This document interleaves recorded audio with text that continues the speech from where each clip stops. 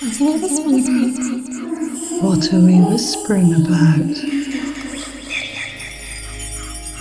I was probably about 5 and I was like sleeping, and then I woke up around, it must have been like early dawn, because the light that was coming into the room was like an orangey color, and it was really beautiful.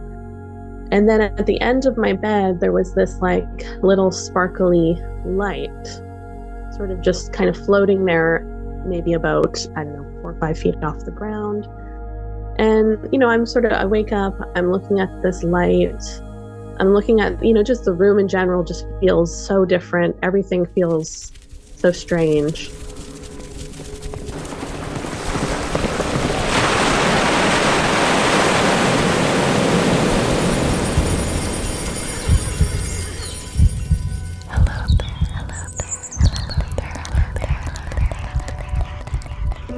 In the air, by the sea, from the land, and within you and me. Fairies are whispering. This is Claire Casely, and I am a fairy whisperer.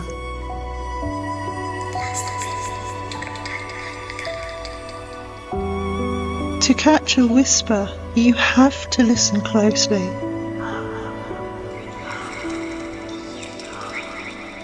Listen with me.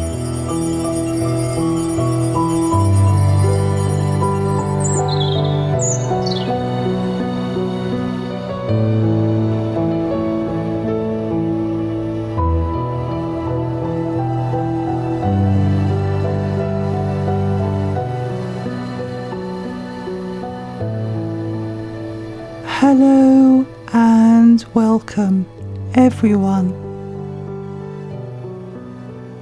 How are you this evening?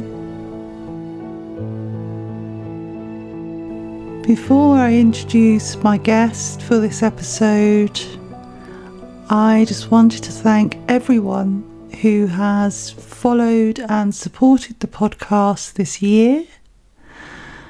Thank you to everyone who has left comments on my various platforms, YouTube, Spotify, social media. I really welcome comments and feedback. So if you could take the time to drop a comment onto whatever platform you're listening to this on, that would be wonderful. It just gives me a bit of feedback, lets me know that I'm on the right track with these episodes and that people are listening and enjoying them. I want to wish everyone a wonderful solstice. This will be one of the last episodes that I'm releasing before solstice, and then I'm going to take some time out, and the podcast will return towards the end of January. I've really enjoyed creating this podcast for my listeners this year. It's gone from strength to strength with growing listeners, and I've also developed the feel and the sound and the overall structure of the podcast as well. If you're listening to the podcast on YouTube, please like and subscribe and follow on whichever platform you listen to the podcast on.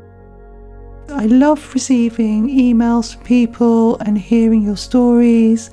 It's Claire at thefairywhispering.com, and I always reply to all the emails I get. Or connect with me on Instagram at the Fairy Whispering Podcast, and I also have a YouTube channel at the Fairy Whispering Podcast. My guest for this episode is Leaf, who is a fairy artist and creator, and she's also a campaigner and humanitarian. Leaf is one of the people in the fairy community that I feel represents what the fairy community is all about, which is kindness, compassion, and generosity. Connecting with fairies comes from the heart. And I feel very blessed to be surrounded by some wonderful friends and colleagues in this community. Thank you for listening. Enjoy.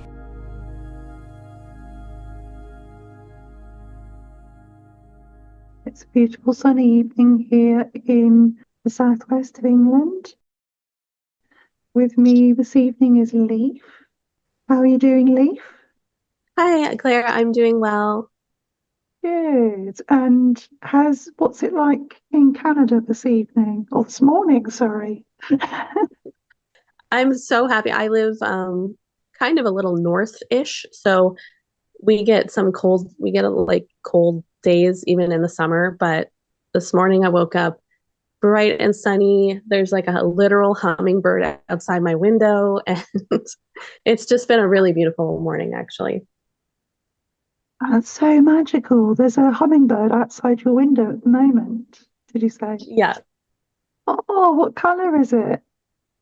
I think I think it's just brown. I can't really see any bright colors on it. So does that mean that's a female, or I don't know? I don't know because we don't have hummingbirds here. Oh, okay. No, we don't have them in the UK. So, I mean, I associate birds, especially hummingbirds, with fairies. Do I you? know, me too. Yeah, definitely. Yeah. Do you, is it something that you um, have a connection with, hummingbirds? Well, we definitely have them like around, like since I've moved to this one area. Before living here, I've only lived here for 2 years. Before living here, I didn't see hummingbirds really very much. I was actually like in Vancouver, like kind of more in the city and things like that. But now I'm like out in the middle of nowhere and I get to see hummingbirds like quite often. So they're super magical. And I have never actually, the funny thing is, I don't ever see them in my little tree out front. And that's where this one was. And it was just sort of hanging around in there for a while. So cute. Oh, it sounds really magical. So I'd love to hear about your fairy connection wherever you want to start, Leaf. Be really lovely to hear. Sure. Yeah. Basically, like my fairy connection, I guess, would have started when I was about 5 or so. And it was like an actual situation, like kind of an encounter, I guess is what you could call it. But it's not that interesting to talk about. Well, I mean, I will talk about it if you want me to. It's just sort of like a very quick little thing that happened. But for whatever reason, basically throughout my life, I'm 42 now, and the fairy connection has been there, like, kind of off and on, as maybe in my 20s, it wasn't there as much because I was going to school and trying to like survive. But then it came back in my 30s and this type of thing. So, yeah, I mean, the original story from when I was a child is a little bit more like paranormal story. So I'm not sure if that's okay to tell, but Yeah, I'd love to hear that, Leaf. And once you shared that, I'd like to come back to what you just mentioned about fairy experiences kind of ebbing and flowing throughout your life, because that's my experience and other people I've spoken to as well. So it'd be good to talk a bit more about that in a moment. oh, that would be great. Yeah. Yeah. Yeah, so can we all please share? Okay, sure. So I would say, yeah, the origin, the origin of the story would be I lived and grew up in kind of a haunted house, which I'm learning these days is actually pretty common, like more common than maybe we would have been talking about like 10 years ago or so, because recently I joined TikTok and I'm noticing how many people on there have are telling their stories from when they were a kid and their haunted houses and things like that. So, um, yeah, so this place we lived in, Southern Ontario, and there were a lot of different things that were going on in the house. And I was just little while I was living there between the ages of 0 to 8. And I never had any kind of experience the way that my older siblings had. But they were telling my parents about their experiences. And I think initially everybody was just sort of like brushing it off and like, there's no major issue here. Like my dad is from Slovenia, and he was very like kind of stoic, or just sort of didn't really acknowledge that type of thing.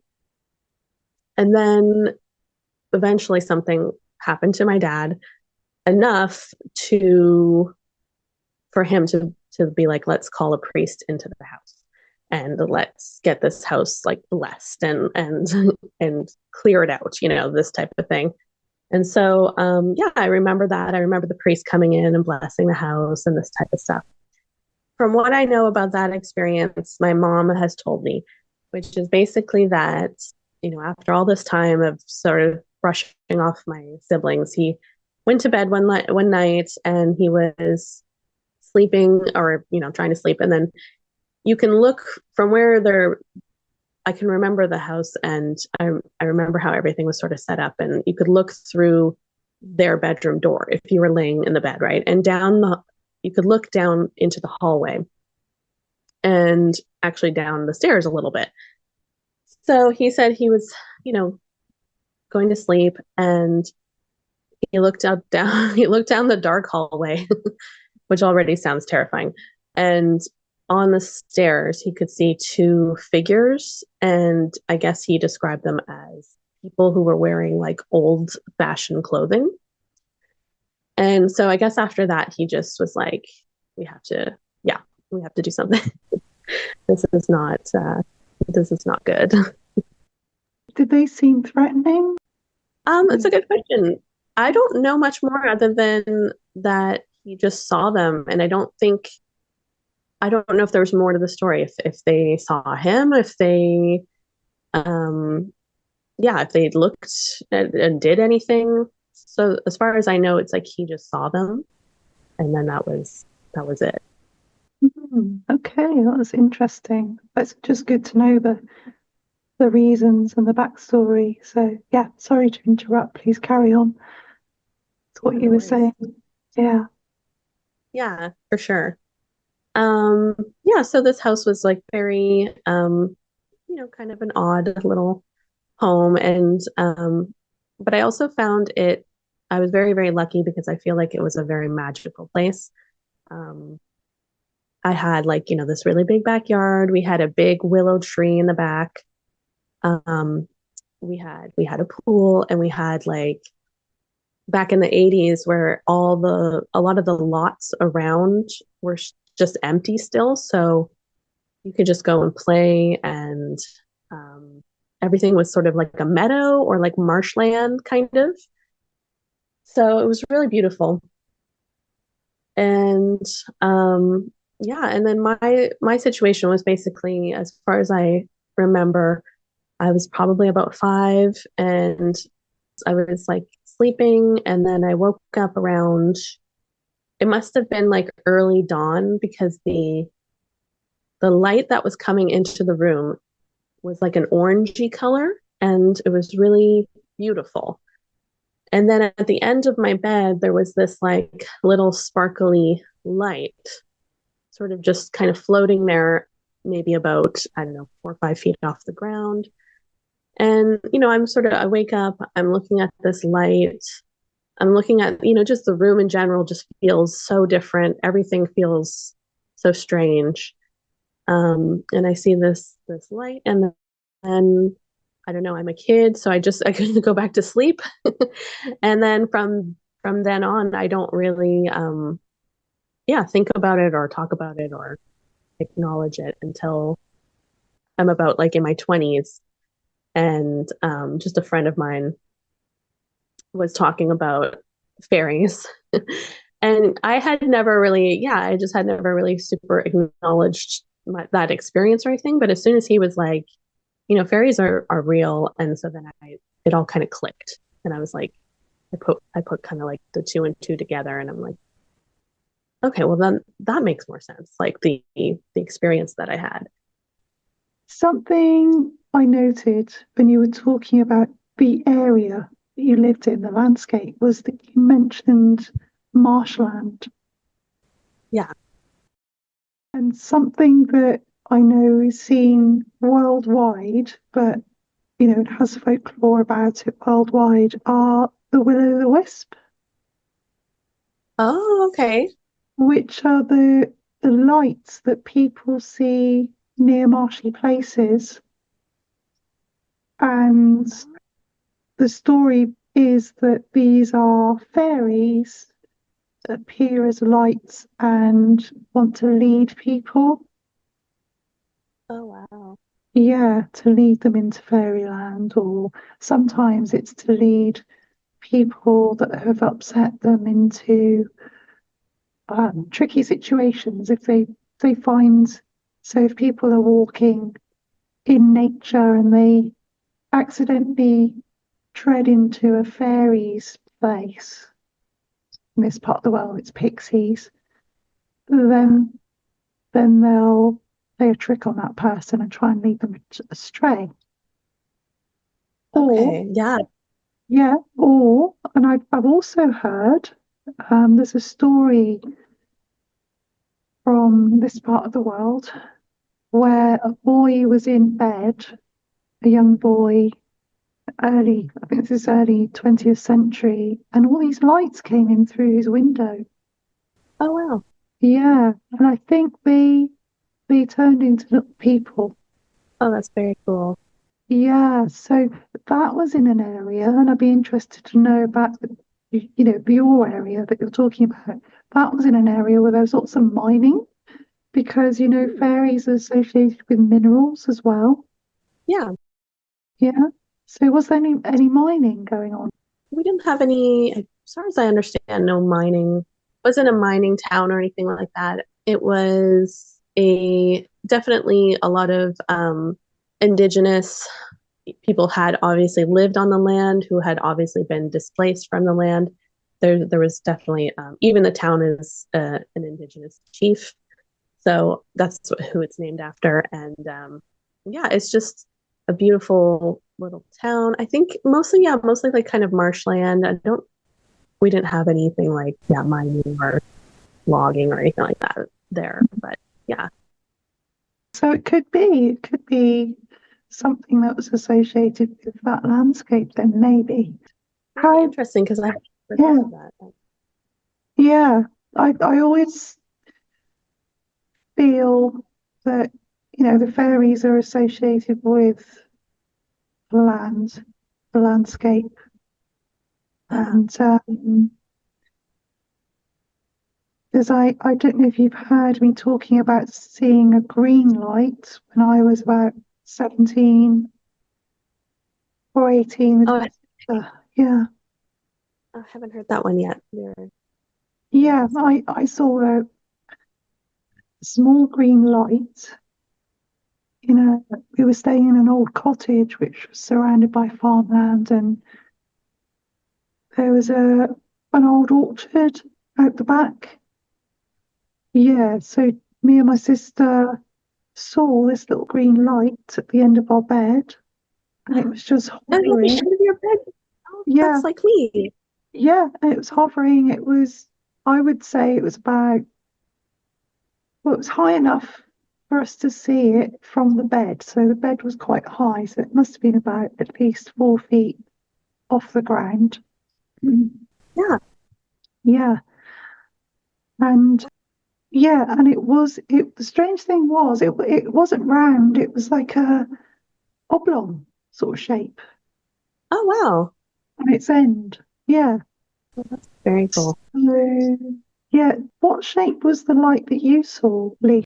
Yeah, as far as I can tell, I thought it was more like it seemed more sparkly, like maybe like yeah, I don't know. Yeah, sparkly. It might not be the exact kind of description, but like, sort of going in and out, that sort of thing, like a light that's going in and out. And it feels like there was probably like 4 or 5 little lights, like little sparks or little lights. Yeah, if that makes any sense.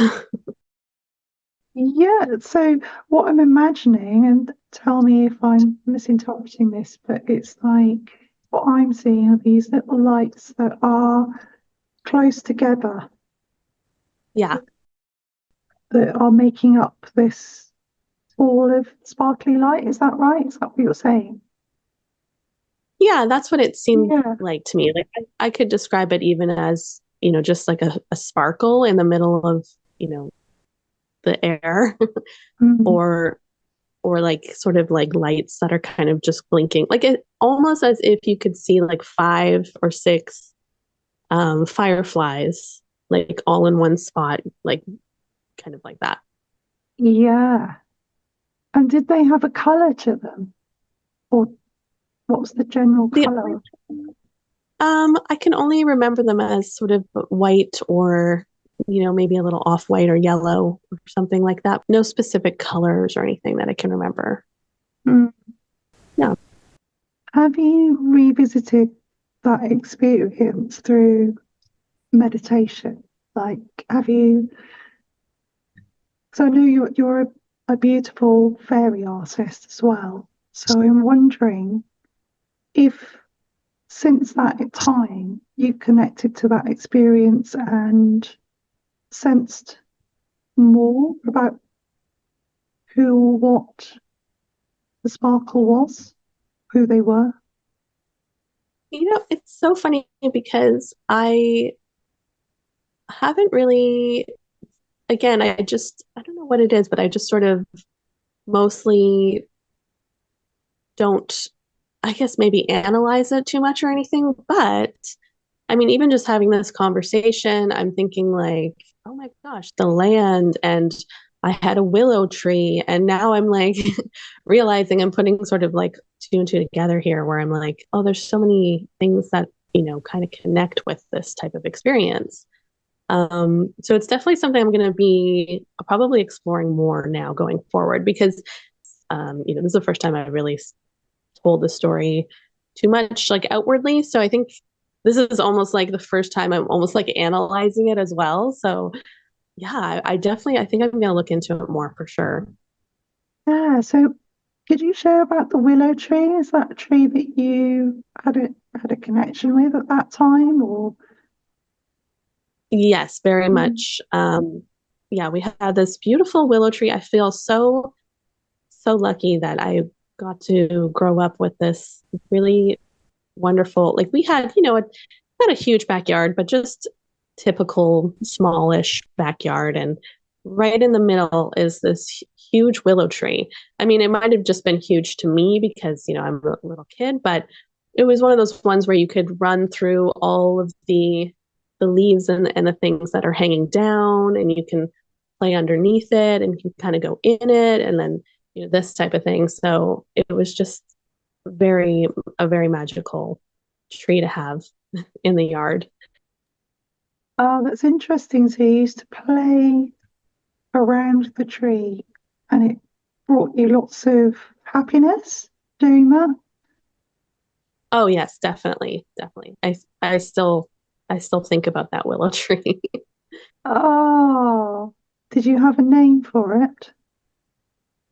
I don't no, I don't think we had a name or anything. Just loved to be, playing underneath and that type of thing. Yeah, because fairies thrive on that playful energy, don't they? So I'm just wondering if by creating that connection you had with that tree, that's maybe that's something to do with the experience you had. Was it near your bedroom window? Yeah, it was pretty would have been pretty close. I mean, I'm sure I would be able to see it pretty clearly from the window there. Mm. Yeah.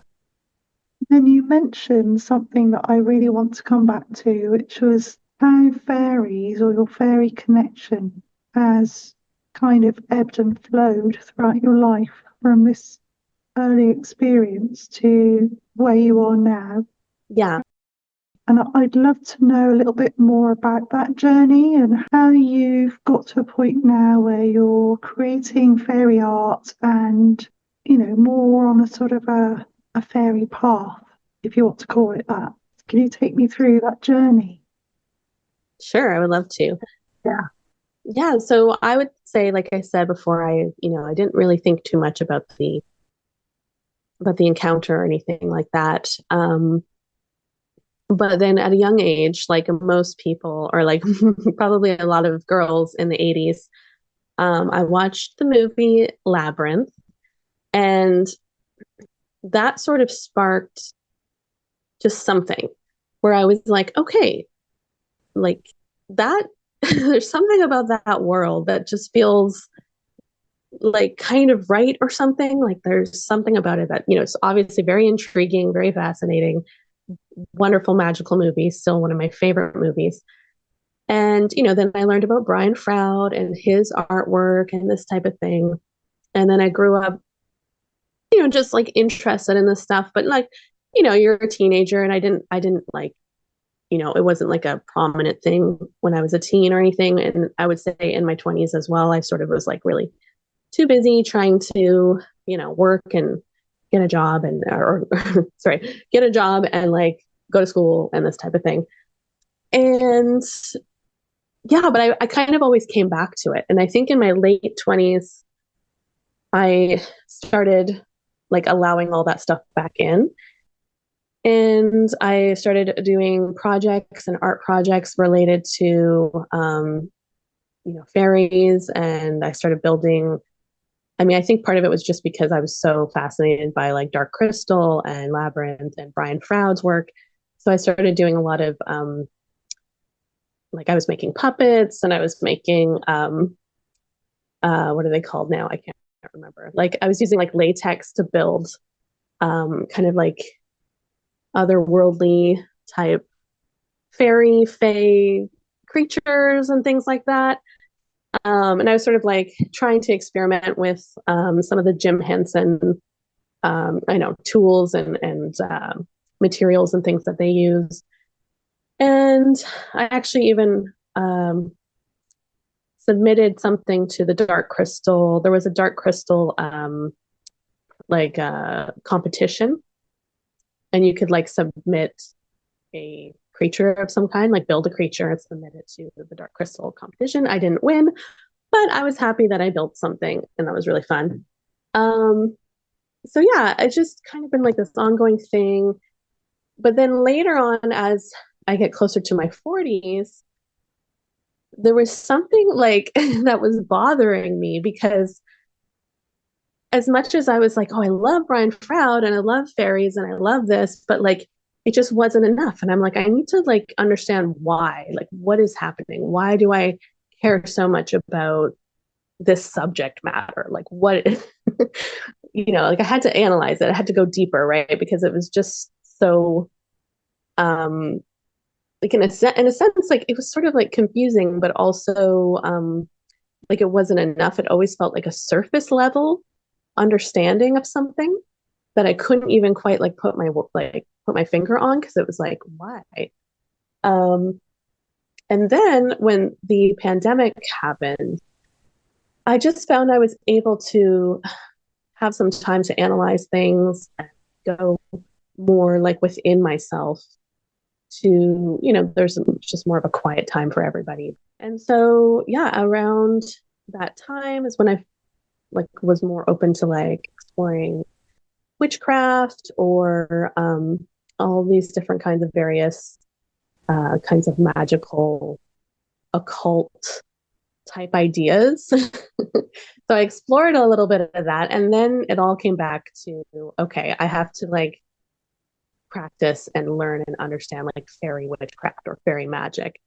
And so, yeah, I started exploring that. And then things started to kind of like come together because I mean, this community also came together, which was really amazing because I don't know, yeah, 10 years ago, as far as I understood, I didn't know of any communities. I'm sure there were, but I feel like with the podcast and just more and more people opening up to this type of experience, and talking about their experience, like there's the community has built, and I've started to understand now why this has been a theme like throughout, and I've been able to explore it now in a more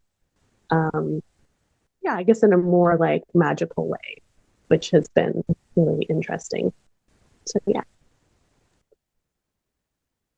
Yeah, and could you share about your artwork? I mean, I'd love to share some of your amazing images on my blog with your Oh, sure. permission. Yeah, when I put this episode out so people can see what we're talking about. So, was it a gradual thing with creating fairy artwork, or did you do that from a young age, or was it something that you have started as an adult? I think it was a gradual thing that started. Well, let's see. I would say like maybe more officially, it started in my late 20s, and it started, like I said, with like being a fan of Brian Froud, and then sort of that sort of world, and I was making more like fey type of figures and this type of stuff and puppets. And then it sort of like, yeah, evolved. I mean, I did go to art school in the middle there. I think I was in art school um, in my mid or no, later, yeah, late 20s is when I was in art school. And yeah, then I would say most of my 30s. And then I just sort of started making like fairy portraits, and I was drawing and painting little fairy, yeah, fairy portraits and this type of thing. And then so this is the thing. I have ADHD. So it's it's jumped around, like my like the materials and things I use jump around, right? So sometimes I'm painting, sometimes I'm sculpting, sometimes I'm trying to make jewelry or this type of thing. So there's been a variety of different things I've experimented with. Like at one point I was making collages, but yeah, and so I would say, but at some point it eventually all kind of came together, and about like 2 or 3 years ago I was like, okay, I need to focus on painting. I don't know, I was just ready to like focus on something, and so I just started painting and focusing on that, and that's how these sort of fairy paintings kind of evolved to yeah where they are now. So yeah. Yeah, because they're very beautiful. I'd just like to know, do they come from dreams or meditations, or is it a sense that you have of the fairy world through your connection just day to day? Or do you think, oh, you'll have a dream, or think, oh, I'll paint that? I'm just interested in what the starting point is for some of your images.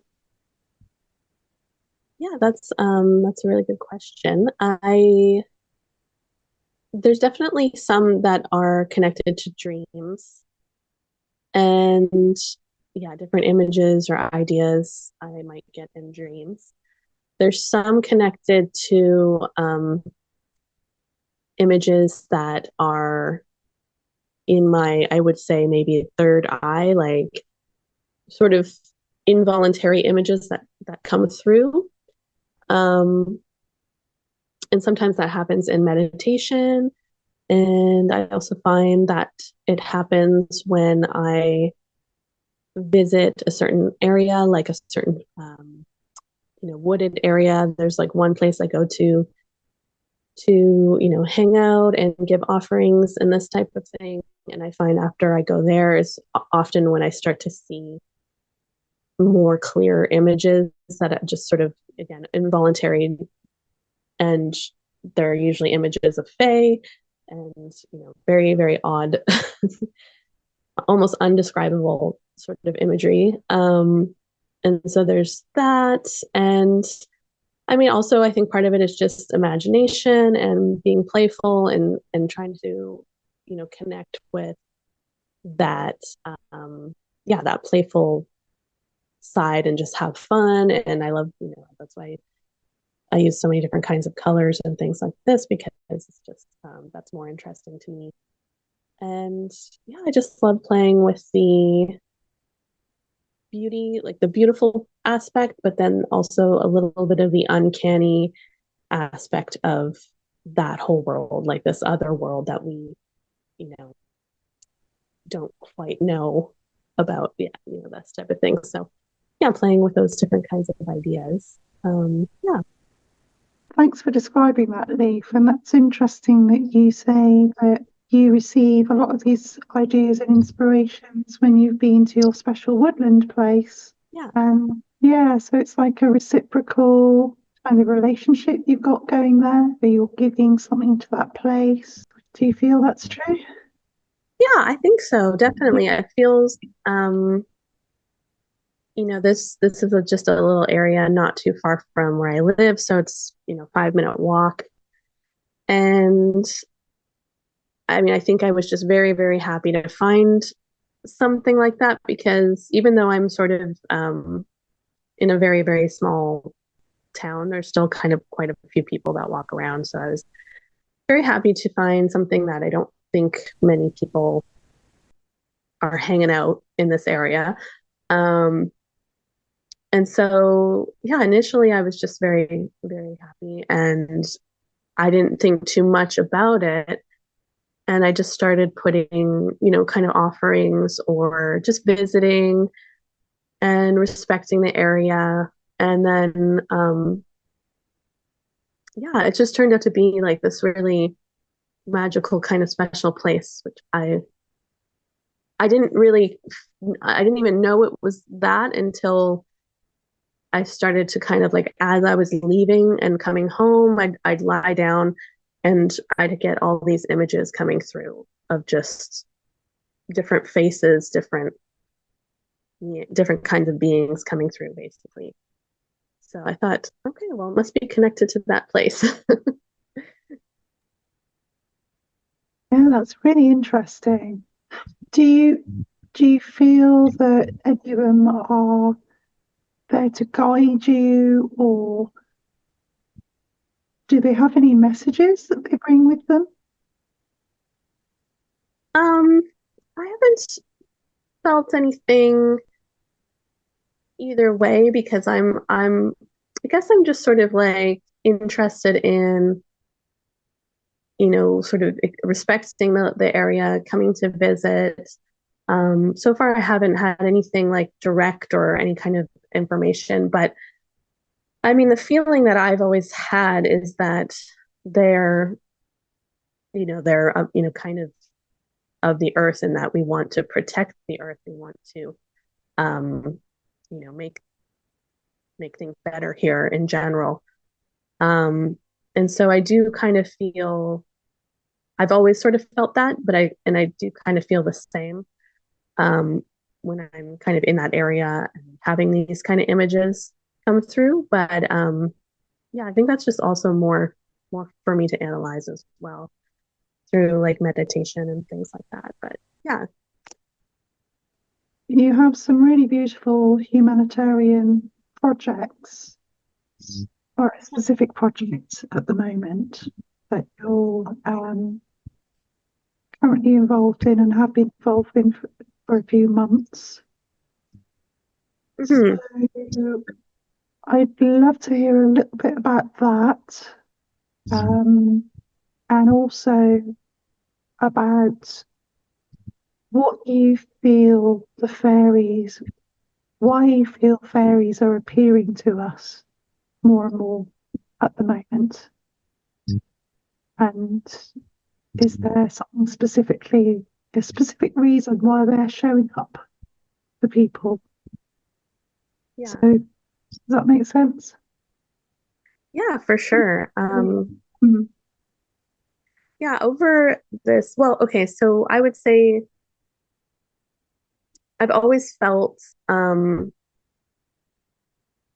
of on that edge of like, I've always been I don't want to say political type of person, because I don't really see it as like political. I just see it as being like a person, a human who also wants, peace and kindness and, for everyone to feel comfortable and equal and this type of thing, which I feel is a natural.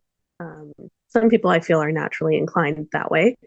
And, I used to go to lots of different protests and things like this as a teen and in my 20s. If I were 20 now, I probably would have been at the protests at all the universities that have been happening. But I'm not 20 now, so I haven't had a chance to do that. But yeah, so that was kind of like my MO for a very long time, and but sort of I was never like fully in any major groups or organizations or anything. I just sort of felt like I'm gonna go help Food Not Bombs, or I'm gonna create some kind of thing that's gonna help somebody in the neighborhood or something like that. And that just felt natural to me. And I think like with everything that's going on right now, I mean, yeah, it's a very, very strange time. And it seems to me, in my opinion, I guess, that everything is opening up a little bit. I think ideas are changing. Even just ideas of how we live and the system that we live under, and how we can see deeply, a little more deeply, how it could be changed or how it might need to change because we want this to be a better place for everybody. And I think the fairies, in my experience, in my opinion, there's a connection there because, I mean, not every type of fairy, because I know there's many different kinds of, there's unseelie fairy, and then there's the seelie fairy, and there's, like there might be like the binary of bad and good and this type of thing. But I think though, too, a lot of people might be connecting more to the positive fae who are sort of here to like talk about and tell us that things have to be sort of fixed. we gotta sort of change the trajectory because we're kind of going into this strange realm of things kind of won't be very good for the planet and this type of thing. So it makes sense to me that more people are maybe having these experiences and or at least talking about them more. And the general vibe is that like we need to do more to help people and help the planet. Yeah, I think that answers the question. If you are interested in any of my art or anything that I'm talking about, you can find me at my newish Instagram called the Butterfly Nun. So just the butterfly and then nun, N-U-N, and that's on Instagram. Thank you. Oh, it's been wonderful speaking with you, Lee. Is the hummingbird still there? I haven't seen him or seen her back yet. I think she was just here for like a few minutes, but maybe she'll come back. Maybe she was just like checking in to say, hi, we're here. I know. Yeah, I think so. Because I really have not seen a hummingbird in this tree before. So that's very cool. Amazing. We'll definitely share some of your artwork when this episode goes out on my blog. So thank you for your time. Yeah, no, thank you so much, Claire. It's been awesome. Really appreciate having me on the show. And yeah, I love it. Thank you. Okay, well, enjoy your morning, Leaf, and it's been lovely connecting with you.